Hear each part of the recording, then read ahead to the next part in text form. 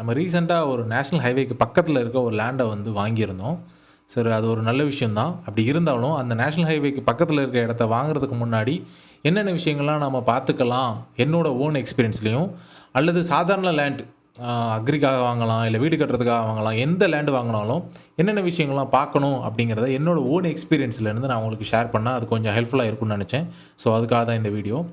First of all நம்ம land வாங்குறதுக்கு முன்னாடி நம்ம என்னென்ன விஷயங்கள்லாம் செக் பண்ணலாம் அப்படிங்கிறதையும் வந்து பார்த்துடலாம் இந்த வீடியோலயே. ஏன்னா வந்து அதுவுமே வந்து ரொம்ப ரொம்ப முக்கியம். நம்ம லேண்ட் ஏன் வாங்குறோம் அப்படிங்கிறது அவங்கவங்க பர்சனல் சாய்ஸாக இருக்கலாம்.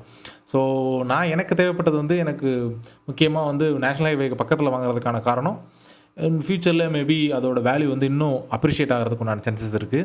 மேபி நான் ஃபியூச்சரில் ஏதாவது பிஸ்னஸ் ஸ்டார்ட் பண்ணணும்னு ஆசைப்பட்டாலோ, ஏதாவது ஒரு பில்டிங் கன்ஸ்ட்ரக்ஷன் பண்ணணும்னு ஆசைப்பட்டாலோ, அது வந்து எனக்கு கொஞ்சம் வேல்யூபிளாக இருக்கும் அப்படின்னு நினச்சி தான் வந்து நான் நேஷனல் ஹைவே பக்கத்தில் வந்து இடம் வந்து வாங்கினேன். முக்கியமாக நம்ம இடம் எல்லாருமே நான் பார்த்தப்ப வந்து நிறைய புரோக்கர்ஸ் மூலியமா தான் வந்து என்னால் பார்க்க முடிஞ்சுது.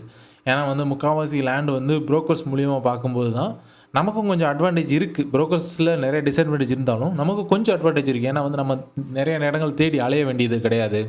எல்லாருமே வந்து ஒரு சில இடங்களில் போட்டிருக்கலாம். இந்த மாதிரி இடம் விற்பனைக்கு அந்த மாதிரி வந்து போர்டு போட்டிருக்கலாம். பட் அந்த மாதிரி வந்து நம்ம போய் கேட்கும்போது அது ஆல்ரெடி வந்து ரொம்ப ஹை ப்ரைஸ்டாக இருக்க சான்சஸ் இருக்குது. புரோக்கர் மூலியமாக போகும்போது கொஞ்சம் கம்பேரிட்டிவ்லி கொஞ்சம் லோ ப்ரைஸாக இருக்க சான்சஸ் இருக்குது. மற்றபடி நம்ம ஏதோ ஒரு ஃப்ளாட் மாதிரி, அதாவது வீடு கட்டுறதுக்கு ஃப்ளாட் மாதிரி வாங்குறோம்னா அங்கேயே நம்பர் வந்து இருக்கும். மேக்ஸிமம் அவங்கள்ட்டே டைரெக்டாக வந்து நம்மளால் பேசிக்க உண்டான சான்சஸ் இருக்குது. பட் இந்த மாதிரி லேண்டு வந்து நமக்கு வந்து கொஞ்சம் வந்து ரேர் அப்படின்னு வந்து சொல்லலாம். ஏன்னா வந்து அதோட சப்ளை வந்து ரொம்ப கம்மி. அதாவது நிறைய பேர் விற்க வரமாட்டாங்க. விற்க வர்ற கொஞ்சம் பேருமே வந்துட்டு கொஞ்சம் ஹை ப்ரைஸ் வந்து எதிர்பார்ப்பாங்க. அப்படி இருக்கும் பட்சத்தில் நம்மளே டைரெக்டாக போய் அப்ரோச் பண்ணும்போது அதோட ப்ரைஸ் வந்து ரொம்ப ஹையாக போகிறதுக்கு உண்டான சான்சஸ் இருக்குது. ஸோ இதனால தான் ஒரு ரீசன் நானுமே வந்து புரோக்கர் மூலியமாக தான் வந்து வாங்கினேன். அந்த புரோக்கருக்குமே கொஞ்சம் பிரச்சனைகள் ஆச்சு. அதை நான் வந்து போக போக நான் வந்து சொல்கிறேன்.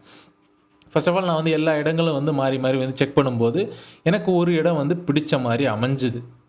சொல்லப்போனால் நமக்கு பிடிச்ச மாதிரி அப்படின்னா வந்துட்டு நமக்கு பார்க்குற இடங்கள்லாம் பிடிக்க தான் செய்யும். பட் அதோட ப்ரைஸ் என்ன விலை கொடுத்து வாங்குகிறோமோ அந்த விலைக்கு நமக்கு பிடிச்சிருக்கா, அந்த விலை வந்து நம்மளால் அஃபோர்ட் பண்ண முடியுமா அப்படிங்கிற பட்சத்தில் அதை பார்க்கும்போது எனக்கு ஒரு லேண்ட் வந்து சரி ஓகே, இந்த ப்ரைஸ் ரேஞ்சுக்கு என்னால் வாங்கிட முடியும் அப்படிங்கிற ஒரு நம்பிக்கையில் நான் வந்து அதை வந்து ஃபர்தராக வந்து மூவ் பண்ணேன். ஃபர்தராக மூவ் பண்ணுறதுக்கு முன்னாடி நான் என்னென்ன விஷயங்கள்லாம் கேட்டு தெரிஞ்சுக்கிட்டேன்னா, இந்த லேண்டில் வேறு ஏதாவது பிரச்சனைகள் இருக்கான்னு முன்கூட்டியே புரோக்கர்கிட்ட வந்து கேட்டேன். முக்கால்வாசி புரோக்கர்ஸ் ஏதாவது சின்ன சின்ன பிரச்சனைகள் இருந்துச்சுன்னா அந்த இடத்துல இன்ஃபார்ம் பண்ணுறதுக்கு சான்சஸ் இருக்குது. இன்ஃபார்ம் பண்ணலைனாலும் நம்ம பின்னாடி வந்து அதை வந்து செக் பண்ணிக்கலாம். அதுக்கப்புறம் வந்துட்டு நம்ம வந்து டைரெக்டாக வந்து ஓனரையை வந்து மீட் பண்ணோம். ஓனரை மீட் பண்ண உடனே இந்த மாதிரி என்னென்ன பிரச்சனைகள் இருக்கா இல்லையா அப்படிங்கிறத எல்லாத்தையும் வந்து பேசி முடிச்சுட்டு கடைசி நேரத்தில் ப்ரைஸ் அந்த ரேஞ்சுக்கு வந்து வந்துச்சு. என்னப்பா நீ எதுவுமே செக் பண்ணாமல் டேரெக்டாக போய் ப்ரைஸ் பேசியிருக்கியே அப்படின்னு கேட்டிங்கன்னா, எனக்கு அந்த சான்ஸே கிடைக்கல. ஏன்னா வந்துட்டு ஃபுல் அண்ட் ஃபுல் வந்து கொஞ்சம் ரஷ்ஷான மூடில் தான் போயிட்டு இருந்தது. ஏன்னா அந்த இடத்துல ஏதோ ஒரு ஃபங்க்ஷன் கூட வந்து இருந்தது. கொஞ்சம் செலிப்ரேஷன் அந்த மாதிரிலாம் இருந்ததுனால கொஞ்சம் ரஷ்லேயே வந்து டக்குன்னு போயிட்டு டேரெக்டாக ஓனர்கிட்ட வச்சு பேசும்போது அவங்க வந்து டேரெக்டாக வந்து ப்ரைஸ் பேசும்போது நம்மளால் வந்துட்டு நம்ம அஃபோர்ட் பண்ணுற ப்ரைஸ் வந்து நம்ம சொன்னோம். அவங்களோட இதுவுமே வந்தாங்க. ஒரு சென்டர் ஆஃப் த மீடியமில் கொஞ்சம் ஆவரேஜ் பண்ணி முடித்தாங்கன்னு சொல்லலாம். ப்ரைஸில் எனக்கு கொஞ்சம் ஓகேவாக தான் இருந்தது. ரொம்ப ரொம்ப சீப்பாக வாங்கிட்டோம் அப்படிங்கிற மைண்ட் செட்லாம் எனக்கு இல்லை. நான் ஏன் ப்ரைஸ் இதில் ரிவீல் பண்ணலைன்னா மேபி நிறைய இடங்களில் இதை விட ரொம்ப கூட இருக்கலாம், ரொம்ப லோவாக இருக்கலாம். அது ஒரு டிஸ்ட்ராக்ஷனாக இருக்குங்கிறதுக்காக நான் வந்து இதில் இன்க்ளூட் பண்ணல. மற்றபடி இதை சொல்லக்கூடாதுன்னுலாம் ஒரு பெரிய விஷயம் கிடையாது. சரி ஓகேன்னு சொல்லிவிட்டு நம்ம வந்து ப்ரைஸை வந்து ஃபிக்ஸ் பண்ணிவிட்டு வெறும் ₹1000 மட்டும்தான் கொடுத்துருந்தோம் அட்வான்ஸ். ஸோ இந்த இடத்துல ரொம்ப முக்கியம், அட்வான்ஸ் அதிகமாக கொடுக்கக்கூடாது என்னை பொறுத்த வரைக்கும். நிறைய பேர் வந்து ரொம்ப அதிகமான அட்வான்ஸ் கொடுக்கறதுக்கு உண்டான சான்சஸ் இருக்குது. மேபி ஒரு சில பேர் என்ன கேட்பாங்கன்னா, பாதி அட்வான்ஸ் கொடுங்க, ரிஜிஸ்ட்ரேஷன் பண்ணதுக்கப்புறம் ஃபுல் மீதம் இருக்க அமௌண்ட் கொடுங்க அப்படின்னு வந்து கேட்பாங்க. பட் என்னை பொறுத்த வரைக்கும் நம்ம முடிஞ்ச அளவுக்கு குறைவான அட்வான்ஸ் கொடுக்குறது தான் வந்துட்டு என்னை பொறுத்த வரைக்கும் நமக்கு சேஃப். அதுக்கப்புறமா வந்துட்டு நாங்கள் ₹1000 அட்வான்ஸ் கொடுத்ததுக்கப்புறம் எல்லா டாக்குமெண்ட்ஸும் வந்து நான் வாங்க ஆரம்பித்தேன். எல்லா டாக்குமெண்ட்ஸோட ஜெராக்ஸ், அதாவது அந்த இடத்தோட இப்போதைய பட்டா, சிட்டா எல்லாமே, அதாவது முன்னாடி அவங்க என்னென்ன லீகலாக என்னென்ன வச்சுருக்காங்களோ அதோட எல்லா ஜெராக்ஸும் எனக்கு வேணும் அப்படிங்கிற மாதிரி நான் கேட்டிருந்தேன். அதுபடி பார்க்கும்போது நம்ம அந்த பத்திரம் ஜெராக்ஸ் வந்து எனக்கு கொடுத்துருந்தாங்க. ஸோ அதை வந்து நான் செக் பண்ணேன். ஓகே, பத்திரம் வந்து பர்ஃபெக்டாக இருந்தது. மற்றபடி அவங்க வேறு எந்த டாக்குமெண்ட்டும் கொடுக்கல. ஏன்னு கேட்கும்போது, இல்லைப்பா இதுவே போதும், பட்டா வந்து கொடுத்துருந்தாங்க. பட்டாவும் கொடுத்துட்டாங்க, பத்திரமும் கொடுத்துட்டாங்க. ஜெராக்ஸ் 2மே ஜெராக்ஸ் தான். ஸோ 2மே வந்து செக் பண்ணதுக்கப்புறம் எனக்கு இன்னும் கொஞ்சம் கான்ஃபிடன்ட் வேணுங்கிறதுக்காக, இது வந்து நார்மலாக எல்லாரும் செக் பண்ணுறது. பட்டாவும் பத்திரமும் வந்து மேக்ஸிமம் எல்லோரும் கொடுப்பாங்க. ஒரு சில இடங்கள்ல நான் இதுக்கு முன்னாடி பார்த்த இடங்கள்லையுமே ஒரு சில இடத்துல பட்டா மட்டும் இருக்கும், பத்திரம் இருக்காது. இந்த மாதிரி இடங்கள முடிஞ்ச அளவுக்கு அவாய்ட் பண்ணுறது நல்லது என்னை பொறுத்த வரைக்கும். ஏன் அப்படின்னா, அந்த இடம் அவரோடதாவே இருக்கட்டும். அவரோடதாவே இருந்தாலும், நாளைக்கு நீங்கள் வாங்கினதுக்கப்புறம் யாரோ ஒரு ஆள் பத்திரத்தை கொண்டு வந்து இது என்னோட இடம் அப்படிங்கிறத சண்டை போடுறதுக்கு சான்சஸ் இருக்குது. இதுக்கு முன்னாடி இது மாதிரி நடக்கவும் செஞ்சுருக்கு. அதனால வந்து எனக்கு இதில் கொஞ்சம் பிரச்சனை இருக்குன்னு வைங்களேன். முக்கால்வாசி இடங்கள், அதாவது பழைய இடங்கள், பூர்வீக இடங்கள், முக்கால்வாசி இடங்கள், ஒரு சில இடங்கள்ல வந்து பிரிக்கும்போது அவங்க மாற்றி பத்திரம் போட்டிருக்க மாட்டாங்க. வெறும் பட்டா மட்டும்தான் இருக்கும் அவங்க பேரில். பட்டா இருக்கும் பட்சத்தில் மேபி இன்னொரு ஆள் வந்து பத்திரம் கூட வச்சுருந்துருக்கலாம். ஸோ இப்படி ஒரு சின்ன சின்ன பிரச்சனைகள் இருக்கிறதுனால பத்திரமும் பட்டாவும் ரெண்டும் இருக்கிறது என்னை பொறுத்த வரைக்கும் நல்லது. அதே சமயத்தில் அந்த இடம் வந்து இதுக்கு முன்னாடி பூர்வீக சொத்தா இல்லாமல் நிறையா பேருக்கு கையில் மாறி இருந்ததுன்னா இன்னும் கொஞ்சம் பெட்டராக இருக்கும். நிறைய பேர் கையில் மாறி இருக்கும் பட்சத்தில் அந்த இடம் வந்து ஃப்ரீக்வெண்ட்டாக செல் ஆகுறதும் வாங்குறதும் விற்கிறதுமா இருக்குது. ஸோ அப்படிங்கிற பட்சத்தில் அந்த லேண்டோட அந்த பிரச்சனைகள் வில்லங்கம்லாம் இல்லாமல் இருக்கிறதுக்கு உண்டான சான்சஸ் கொஞ்சம் அதிகமாக இருக்குது. நான் சொல்ல வர்றது இதெல்லாம் இருந்துச்சுன்னா கொஞ்சம் பெட்டராக இருக்கும்னு தான் சொல்கிறேன். இது இப்படி இருந்தால் வாங்கவே கூடாதுன்னு வந்து நான் சொல்ல வரல. இப்படி இருந்தால் இன்னும் கொஞ்சம் பெட்டராக இருக்கும், அவ்வளோதான் என்னோட ஒப்பீனியன் இது மட்டும். அதுக்கப்புறம் வந்து நம்ம ஈசி வந்து எடுத்து பார்த்தோம். அதாவது ஈசிங்கிறது வில்லங்க சான்றிதழ் அப்படின்னு வந்து சொல்லுவாங்க. இதை நம்ம வந்து டிஎன்இ சர்வீசஸ், சாரி மறந்துட்டேன், இப்போ தான் ஞாபகம் வருது. டிஎன்இ சர்வீசஸ் வெப்சைட்டில் நம்ம வந்து எல்லா டாக்குமெண்ட்ஸும் நம்மளால் டவுன்லோட் பண்ண முடியும். அந்த டிஎன்இ சர்வீசஸ்லேயே நம்ம வந்து ஈஸி எடுத்துக்க முடியும். இப்போ பட்டா எடுத்துமே வந்து நம்ம பார்க்க முடியும், பத்திரம் எடுக்க முடியும். எல்லாமே வந்து அதில் எடுக்கிற மாதிரி ஆப்ஷன் வந்து கொண்டு வந்துட்டாங்க. இப்போ நம்ம ஒரு லேண்டுக்கு போகிறோம், நம்ம கூகுள் மேப்பை யூஸ் பண்ணியே வந்து அந்த லேண்டோட பட்டா, பத்திரம் எல்லாமே வந்து நம்மளால் எடுக்க முடியும். அதுக்கு ஆல்ரெடி யூடியூப்பில் நிறைய வீடியோஸ் இருக்குது. நீங்கள் அதை பார்த்தீங்கனாலே ஈஸியாக வந்து அதை வந்து கேட்ச் பண்ணிக்க முடியும். ஸோ அந்த மாதிரி வந்து நம்ம எடுத்து பார்த்ததுக்கப்புறம் ஓகே, இந்த லேண்டில் எந்த பிரச்சனைகளும் கிடையாது அப்படிங்கிறதுல. இன்னும் ஒரு சில விஷயங்கள் நம்ம எக்ஸ்ட்ரா பார்க்க வேண்டியது இருந்தது. ஏன்னா வந்து ஒரு சில லேண்டு வந்து ரொம்ப குட்டியான இடமா இருக்கலாம். ஒரு 2000 ஸ்கொயர் ஃபீட் அந்த மாதிரி ஃப்ளாட் போட்டிருக்கலாம் ஆல்ரெடி. பஞ்சாயத்து ஃப்ளாட்டாக இருக்கலாம், டிடிசிபி அப்ரூவல் ஃப்ளாட்டாக இருக்கலாம், இந்த மாதிரி ஃப்ளாட்டாக கூட இருக்கலாம். ஸோ அந்த மாதிரி ஃப்ளாட்டாக இருக்கும் பட்சத்தில் முடிஞ்ச அளவுக்கு டிடிசிபி அப்ரூவல் இருந்துட்டால் பெட்டராக இருக்கும். அப்படி இல்லைன்னா வந்து நம்ம வாங்கியிருக்க லேண்டு வந்து புஞ்சை நிலம் அப்படின்னு வந்து சொல்லுவாங்க. அது வந்து எந்தவித ஃப்ளாட்டுமே எந்தவித இதுவுமே பண்ணல. ஆல்ரெடி ஒரு விவசாயம் பண்ணிகிட்டு இருந்த கொள்ளையை வந்து நம்ம வந்து வாங்கியிருக்கோம். அதில் மிச்சம் இருந்த கொள்ளையை தான் வாங்கியிருக்கோம். ஆல்ரெடி வந்து நேஷனல் ஹைவே வந்து பாதி வந்து ஆக்கிரமிப்பு பண்ணிட்டாங்க. மீதி இருக்க கொள்ளையை வந்து நம்ம வாங்கியிருக்கோம். ஸோ இதுதான் வந்து இந்த நம்ம லேண்டோட ஸ்டோரி. ஸோ இப்படி இருக்கும் பட்சத்தில் நம்ம எல்லாமே செக் பண்ணதுக்கப்புறம் எல்லாமே ஓகே அப்படிங்கிற பட்சத்தில் அடுத்து நம்ம வந்து ஃபர்தராக வந்து மூவ் பண்ணுறோம். அந்த இடத்துல போயிட்டு நமக்கு அந்த இடத்துல உள்ள எல்லைக்கல்கள்லாம் சரியாக இருக்கா அப்படிங்கிறத செக் பண்ணுறோம். எப்படின்னா வந்து அந்த மேப், அதாவது எஃப்எம்பி அப்படின்னு வந்து சொல்லுவாங்க. எஃப்எம்பினா வந்து அந்த இடத்தோட வரைபடம். அந்த இடத்தோட வரைபடத்தின்படி அந்த இடத்துல நமக்கு உண்டான லேண்டு இருக்கா அப்படிங்கிறத வந்து செக் பண்ணுறோம். செக் பண்ணும்போது கொஞ்சம் வந்து மிஸ்மேட்ச் ஆகுது. அதாவது லேண்டு வந்து அதிகமாக இருக்கிற மாதிரி காட்டுது.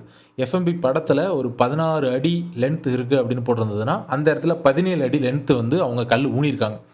ஸோ இப்படி இருக்கும் பட்சத்தில் கொஞ்சம் டவுட் வர ஆரம்பிக்குது. என்னது இது கம்மியான, அதாவது இடத்துல வந்து அதிகமான இடம் இருக்குது, ஆனால் வந்து எஃப்எம்பி படத்தில் கம்மியான லென்த் இருக்கே, ஒருவேளை அடுத்த கொள்ளையோட ஆக்கிரமிப்பு இதில் இருக்குமோ அப்படிங்கிற ஒரு சின்ன டவுட் இருந்தது. ஏன்னா வந்து அந்த இடத்துல நம்ம இடத்த தவிர மற்ற இடங்களில் எந்த இடத்துலையும் எல்லைக்கல்கள் கிடையாது. ஒரு மெயினான எல்லைக்கல் வந்து ரொம்ப தூரமாக இருக்கும். அங்கேருந்து அளந்துட்டு வந்து தான் வந்து இந்த இடங்கள் ஃபுல்லாக அளக்கணும். ஸோ இப்படி இருக்கிற பிரச்சனைகள்னால அந்த எல்லைக்கல் கூட இருக்கிறதுனால நம்ம வந்து செக் பண்ணுறோம். இப்போது நம்ம இடத்துல பத்திரத்தில் வந்து ஒரு சென்ட் வேல்யூ இருக்குது. அதே நேரத்தில் அந்த படத்தில் இருக்கிற வேல்யூ மட்டும் கொஞ்சம் கம்மியாக இருக்குது. கிட்டத்தட்ட 1 சென்ட் வந்து குறையுது. 1 சென்ட் அப்படின்னா வந்து நம்ம இன்றைக்கி இதுக்கு பார்த்தோன்னா 435.6 ஸ்கொயர் ஃபீட். 435 ஸ்கொயர் ஃபீட் வந்து நமக்கு வந்து இடத்துல இருக்குது, ஆனால் வந்து அந்த படத்தில் இல்லை. ஸோ இதுதான் வந்து பிரச்சனை. ஆனால் பட்டாவில் அந்த லேண்டோட வேல்யூ வந்து கரெக்டாக இருக்குது. இப்போ 10 சென்ட் அப்படின்னா 10 சென்ட் கரெக்டாக இருக்குது. பட் அந்த படத்தில் இருக்கிறது வந்து மொத்தம் 9 சென்ட் தான் அப்படிங்கிறது வந்து நம்ம அதை கால்குலேட் பண்ணி பார்க்கும்போது தெரியுது. ஒவ்வொரு எஃப்எம்பி படத்தையுமே வந்து நம்ம இந்த அளவுக்கு கால்குலேஷன் பண்ணி ஆகணுங்கிறத நான் முன்கூட்டியே சொல்லிக்கிறேன். ஏன்னா வந்து சின்ன சின்ன லேண்டு வாங்கும்போது, முக்கியமாக இந்த கமர்ஷியல் லேண்ட் வாங்கும்போது இதெல்லாம் பார்க்க வேண்டியது ரொம்ப முக்கியம். அதாவது ஃப்ளாட் வாங்கும்போது கொஞ்சம் பிரச்சனை இல்லை. ஏன்னா டிடிசிபி அப்ரூவல்லாம் வந்து ஆயிருக்கும். டிடிசிபி அப்ரூவல் ஆகும்போதே இந்த மாதிரி பிரச்சனைகள்லாம் வந்து சரியாக இருக்கணும் சான்சஸ் அதிகமாக இருக்குது. பட் இருந்தாலும் இதையும் செக் பண்ணிக்கிறது என்னை பொறுத்த வரைக்கும் நல்லது. எனக்கு இது நடந்துச்சு, பர்சனலாக நடந்துச்சு அப்படிங்கிறதுனால, எனக்கு இது நடந்ததுனால நான் வந்து சொல்கிறேன். சரின்னு சொல்லிட்டு நம்ம வந்து டேரெக்டாக வந்து டேரெக்டாக ஓனர்கிட்ட பேச முடியாது. ஸோ புரோக்கர் மூலியமா இந்த மாதிரி இருக்குது, இந்த இடத்துல இந்த மாதிரி பிரச்சனை இருக்குது, இந்த பிரச்சனையை வந்து நீங்கள் சரி பண்ணி கொடுத்தா மட்டும்தான் நான் வாங்க முடியும், என்னோடய அட்வான்ஸை திருப்பி கொடுங்க அப்படிங்கிறத நான் சொல்லிட்டேன். கொடுத்ததே 1000 தானேப்பா, அதை என்னப்பா திருப்பி கேட்டிருக்கேன் அப்படின்னு கேட்டிங்கன்னா, 1000ங்கிறது நம்மளை பொறுத்த வரைக்கும் பெரிய காசு தானே. ஸோ நம்மளோட ₹1000, ஏன்னா வந்து நம்ம வந்து வேண்டான்ட்டு போகல. ஸோ அவங்க இடத்துல ஒரு சின்ன பிரச்சனை இருக்குது, அதை வந்து நம்ம சால்வ் பண்ணி கொடுக்க சொல்கிறோம். அப்படி இல்லைனா சால்வ் பண்ணி கொடுக்க முடியலன்னா என்னோட அட்வான்ஸை திருப்பி கேட்குறோம். பெரிய அட்வான்ஸ் கொடுக்குறோம், சின்ன அட்வான்ஸ் கொடுக்குறோம். முடிஞ்ச பேர் நிறைய பேர் வந்து இந்த அட்வான்ஸ் வச்சே சம்பாதிக்கிறவங்க நிறைய பேர் இருக்காங்க. அது எப்படின்னா வந்துட்டு ஒரு பிரச்சனையான லேண்டை போய் காட்டுவாங்க, அட்வான்ஸுமே வந்து அவசரப்பட்டு வாங்கிக்குவாங்க. அதாவது ரொம்ப கம்மியான ரேட்டு போடுவாங்க, அட்வான்ஸை வந்து வாங்கிப்பாங்க. ஒரு 5000 10,000 1000 2000 ₹500 இந்த மாதிரி வந்து வாங்கிப்பாங்க. அதுக்கப்புறம் என்ன ஆகும் அப்படின்னா வந்து அந்த லேண்டில் பிரச்சனை இருக்கும்போது, இல்லை நீங்கள் அப்போவே நீங்கள் அதை பார்த்துருக்கணும், நீங்கள் அட்வான்ஸ் எல்லாம் திருப்பி தர மாட்டேன், ₹500 கூட திருப்பி தர மாட்டேன், ₹1000 கூட திருப்பி ₹10,000 கூட திருப்பி தர மாட்டேன் அப்படிங்கிற மாதிரி சொல்கிற இடங்கள் பிரச்சனைகள் நடந்துக்கிட்டு இருக்குது. ஸோ அதனால் நமக்கு முடிஞ்ச அளவுக்கு நம்ம ஒரு ₹1000 ₹500னாலும் இப்போ 10 இடம் பார்க்க போகிறோம், 10 இடத்துல ₹500 கொடுத்தோன்னா ₹5000 ஆயிடுச்சுல்ல. ஸோ இந்த மாதிரி பிரச்சனைகளும் போய்கிட்டு இருக்கிறதுனால நம்ம இந்த மாதிரி பேச ஆரம்பித்தோம். ஸோ அவங்க என்ன சொன்னாங்கன்னா, நாங்கள் முடிஞ்ச அளவுக்கு சரி பண்ணி கொடுக்க ட்ரை பண்ணுறோம், இப்போ நீங்கள் என்ன பண்ணுங்கன்னா அந்த 1 சென்ட்டுக்கு உண்டான அமௌண்ட்டை நீங்கள் தர வேண்டாம். நம்ம கொடுத்த ப்ரெஷர்னால தான் இது நடந்தது. ஏன்னா வந்துட்டு நம்ம அட்வான்ஸை திருப்பி கேட்கும்போது நம்ம இந்த இடத்த விட்டு மூவ் ஆக போகிறோம் அப்படிங்கிறது அவங்களுக்கு தெரிஞ்சு போச்சு. ஸோ எல்லாருக்குமே வந்து ஒரு சில பிரச்சனைகள் இருக்கலாம். அவங்களுக்கு கொஞ்சம் அர்ஜென்சியாக இருக்கலாம், இல்லை அந்த இடம் தட்டி போச்சுன்னா இன்னும் ஒரு 6 மாதம் ஆகலாம் விற்கிறதுக்கு, 1 வருஷம் ஆகலாம், 2 வருஷம் ஆகலாம், யாருக்குமே தெரியாது. இடத்த பொறுத்த வரைக்கும் எப்போ விற்கும், திடீர்னு பார்த்தா ஒரே நாளில் விற்றுட்டு போயிடுவாங்க, திடீர்னு பார்த்தா ஒரு 6 மாதம் 6 வருஷம் 2 வருஷம் 3 வருஷம் இப்படி நிறைய இடங்கள் வந்து ஹோல்ட் ஆகிறதுக்கு சான்சஸ் அதிகமாக இருக்குது. ஸோ அப்படிங்கிற பட்சத்தில் ஒருத்தர் இன்ட்ரெஸ்ட் காட்டும்போது அவங்களுக்கு விற்க தான் வந்து ட்ரை பண்ணுவாங்க. ஸோ அதனால் அவங்க என்ன சொன்னாங்கன்னா, நாங்கள் இதை சரி பண்ணுற வரைக்கும் நீங்கள் நம்ம இடத்த வந்து பதிஞ்சிட்டு அந்த 1 சென்ட்டுக்கு நாங்கள் சரி பண்ணி கொடுத்ததுக்கப்புறம் நீங்கள் அதுக்கு உண்டான பணத்தை கொடுத்தா போதும் அப்படின்னு வந்து சொன்னாங்க. சரி ஓகேன்னு சொல்லிவிட்டு நமக்கு எல்லாமே வந்து ஸ்மூத்தாக வந்து முடிஞ்சு இந்த இடமே வந்து நம்ம வாங்க ஆரம்பித்தோம். அதுக்கப்புறம் வந்து அவங்க எப்படியோ அங்கங்கே பேசி அந்த படத்தையுமே வந்து நமக்கு சரி பண்ணிட்டாங்க. எஃப்எம்பிலையும் சரியாயிடுச்சு, அதாவது பட்டாவோட வர படத்துலையும் சரியாயிடுச்சு, எஃப்எம்பிலையும் சரியாயிடுச்சு, எல்லாத்துலேயுமே சரியாயிடுச்சு. நம்ம மீதி இருக்க அமௌண்ட்டையும் வந்து கொடுத்துட்டோம். சரி ஓகே, இப்போ வந்து இந்த மாதிரி வந்து ஸ்மூத்தாக வந்து நம்மளால் ஒரு இடத்த வாங்க முடியுது. இதில் நம்ம முக்கியமான இடங்கள் ஒரு சில இடங்கள் இருக்குது, அந்த இடங்களில் நம்ம ரொம்ப கேர்ஃபுல்லாக பார்க்க வேண்டியது இருக்குது. இப்போது நம்ம கமர்ஷியல் லேண்டு வாங்கும்போது ஒரு சில இடத்த நம்ம முக்கியமாக பார்க்கணும். இப்போ நம்ம இடத்துலே பார்த்திங்கன்னா ஒரு காவாய் வந்து போகுது, நம்ம இடத்த ஒட்டியே வந்து அந்த காவாய் வந்து இருக்குது. ஸோ என்னப்பா இப்படி காவா போகிற இடத்துல வாங்கியிருக்கியே, அந்த இடத்துல மேபி நீர்நிலை இருக்கிறதுக்கு உண்டான சான்சஸ் இருக்கே அப்படின்னு நிறைய பேருக்கு டவுட் இருக்கலாம். எனக்கும் அந்த டவுட் இருந்தது. பட் நம்ம அந்த எஃப்எம்பி அதாவது ஹோல் ஸ்கெட்சை நம்ம எடுத்து பார்க்கும்போது அதில் வந்து அந்த மாதிரி எதுவும் மென்ஷன் பண்ணல. அதே நேரத்தில் ஒவ்வொரு ஒரு 20-30 அடிக்கும் ஒன்று வந்து இந்த மாதிரி வந்து காவாய் வந்து போட்டிருக்காங்க. இது எதுக்கு போட்டிருக்காங்க அப்படின்னா வந்து தண்ணி இந்த பக்கத்துலேருந்து அந்த பக்கத்துக்கு போகிறதுக்காக மட்டும்தான் அதை வந்து போட்டிருக்காங்க. அந்த இடத்துல எந்த ஒரு காவாயோ நீரோடையோ ஆறோ எந்த வித இதுவுமே வரல. இந்த பக்கத்தில் வாட்டர் தேங்காமல் அந்த பக்கம் போகணும், அந்த பக்கம் வாட்டர் தேங்காமல் இந்த பக்கம் வரணும் அப்படிங்கிறதுக்காக ஒரு 20-30 அடிக்கு ஒன்ஸ் வந்து நமக்கு இந்த மாதிரி வந்து நிறையா காவாய்கள் வந்து போடப்பட்டிருக்கு. இந்த காவாய் இருக்கிறதும் ஒரு விதத்தில் எனக்கு நல்லதாக அமைஞ்சுது. ஏன்னா இது எனக்கு வந்து வேலிட் பாயிண்ட். இந்த காவாய் இருக்குது, எனக்கு இந்த காவாய் பிரச்சனையாக இருக்குது, என்னால் வந்துட்டு ஃபுல் ரோடையுமே வந்து என்னால் ஆக்சஸ் பண்ண முடியாது, எனக்கு கொஞ்சம் ரோடு வந்து கொஞ்சம் மறைக்குது, அதனால் எனக்கு இந்த லேண்டை கொஞ்சம் கம்மியாக கொடுங்க அப்படின்னு சொல்லி என்னால் நெகோஷியேட் பண்ண முடிஞ்சுது. அதே சமயத்தில் இந்த கொஞ்சம் லேண்டு கம்மியாக இருக்க வேல்யூவை வந்து என்னால் நெகோஷியேட் பண்ண முடிஞ்சுது. ஸோ இந்த ஒரு 2 பாயிண்ட் இருக்கிறதுனால என்னால் ஈஸியாக நெகோஷியேட் பண்ணி கொஞ்சம் ப்ரைஸை கம்மி பண்ண முடிஞ்சுதுன்னு தான் சொல்லுவேன். நான் நினச்ச ப்ரைஸுக்கு வாங்க முடியலை. என்னை பொறுத்த வரைக்கும் எந்த லேண்டும் நம்ம நினச்ச ப்ரைஸுக்கு வாங்கவே முடியாது. நம்ம ஒரு ப்ரைஸ் சொன்னோன்னா அதை விட ஹையராக தான் இருக்கும் லேண்டை பொறுத்த வரைக்கும். நம்ம மற்ற விஷயங்கள்லாம் வந்து நம்மளால் நெகோஷியேட் பண்ணி ரொம்ப கம்மி பண்ண முடியும். லேண்ட் இந்த மாதிரி வந்து ஹார்ட் அசட்ஸை வந்து ரொம்ப கம்மி பண்ண முடியாது. நான் வந்து பல இடங்களில் பார்த்துட்டேன். நம்ம வேணால் போய்ட்டு பார்கெயின் பண்ணி ட்ரை பண்ணலாம். பார்கெயின் பண்ணும்போதே அவங்களால ஒரு சில ஓனர்ஸ் வந்து கொஞ்சம் ரக்கடாக கிளம்பி போயிடுவாங்க. ஒரு சில பேர் வந்து நம்மளை மதிக்கவே மாட்டாங்க. ஸோ இந்த மாதிரி விஷயங்கள்லாம் பல விஷயங்கள் வந்து நடக்கும். ஐ ஹோப் இந்த வீடியோ வந்து கொஞ்சம் யூஸ்ஃபுல்லாக இருந்திருக்கும்னு நினைக்கிறேன். மேபி யாராவது நெடுஞ்சாலை பக்கத்தில் இடம் வாங்கணுன்னாலோ இல்லை சாதாரண இடம் வாங்கணுன்னாலோ என்னென்ன பிரச்சனைகள் இருக்குது அப்படிங்கிறது. இதை தாண்டியுமே நிறையா பிரச்சனைகள் வந்தது. புரோக்கர்ஸ் கொடுக்க வேண்டிய கமிஷன்ஸ் வந்து கொஞ்சம் குறைச்சி கொடுக்கலான்னு ட்ரை பண்ணோம், அது வந்து நடக்கலை. கொஞ்சம் குறைச்சி கொடுத்தோம், சண்டை வந்தது. ஸோ இந்த மாதிரி பிரச்சனைகள் வந்து எல்லா இடங்கள்லையும் காமன் தான். மற்றபடி பெரிய பிரச்சனை வேலி போடுறது கொஞ்சம் பிரச்சனை வந்தது. ஸோ அதை வந்து அடுத்த வீடியோவில் பார்ப்போம். வேலி வந்து ஒரு பெரிய டாபிக். ஸோ வேலி வேலி போடாத இடங்களை வாங்கும்போது என்னென்ன பிரச்சனைகள் வருது அப்படிங்கிறதையுமே வந்து அடுத்த வீடியோவில் வந்து உங்களுக்கு டீட்டெயிலாக வந்து எக்ஸ்பிளைன் பண்ணுறேன். I hope this video is useful for you. Thanks for வாட்சிங். பை பாய்.